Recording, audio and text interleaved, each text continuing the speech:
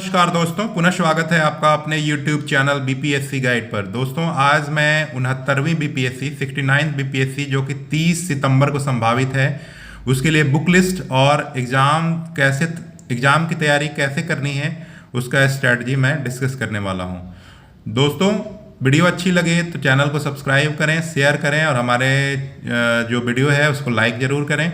आइए शुरू करते हैं। सबसे पहले बेसिक कॉन्सेप्ट के लिए मैं बुक बता रहा हूँ 9-10 की एनसीईआरटी हिस्ट्री, पॉलिटी, इकोनॉमी और ज्योग्राफी।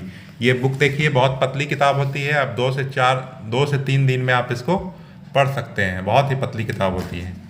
तो उसके बाद फिर स्टैंडर्ड बुक मैं बता रहा हूँ करंट अफेयर्स के लिए पीडी, 1 साल का पीडी पढ़ना है।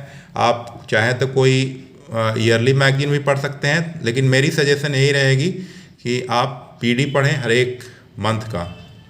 उसके बाद हिस्ट्री के लिए राजीव अहीर, मॉडर्न हिस्ट्री के लिए राजीव अहीर सर की बुक आती है जो 1857 के बाद खासकर आपको पढ़ना है। अगर पूरी किताब आप पढ़ लेते हैं तो अच्छे हैं, लेकिन पहले 1857 के बाद पढ़ें। उसके बाद 1857 और उसके बाद पॉलिटी के लिए एम लक्ष्मीकांत सर की बुक आती है। इसमें भी आपको पूरी किताब नहीं पढ़नी है। आपको सबसे पहले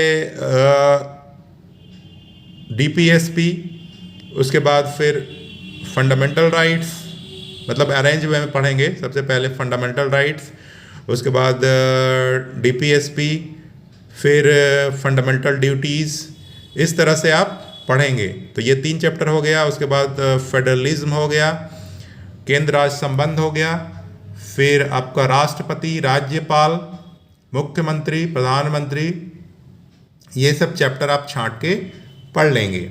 चुनाव आयोग, कुछ चैप्टर है। आप जो है पॉलिटी के लिए क्या क्या पढ़ना है मैं अगले वीडियो में आपको बता दूंगा।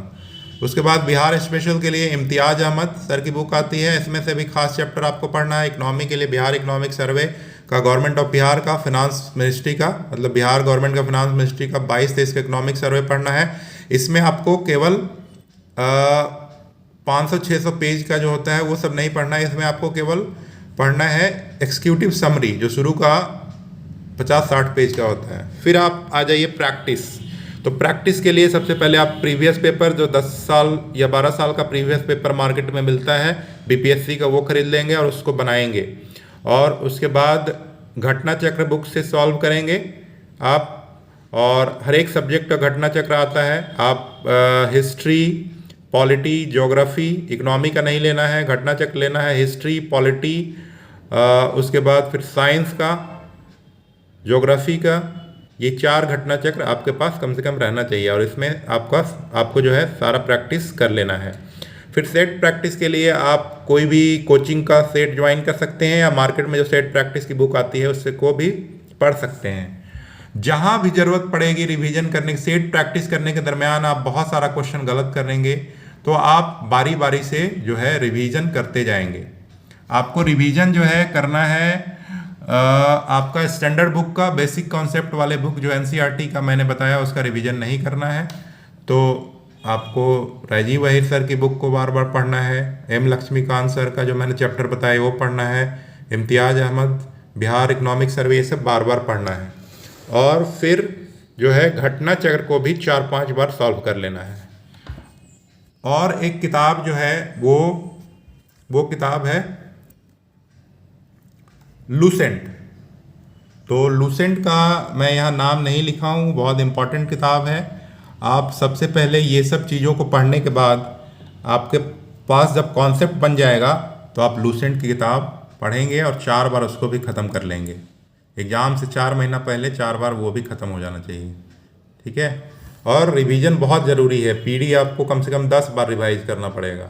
तो इस तरह से जब आप पढ़ेंगे और प्रैक्टिस सेट बनाएंगे तो आपको पता चलेगा कि रिवीजन कितना ज़रूरी है।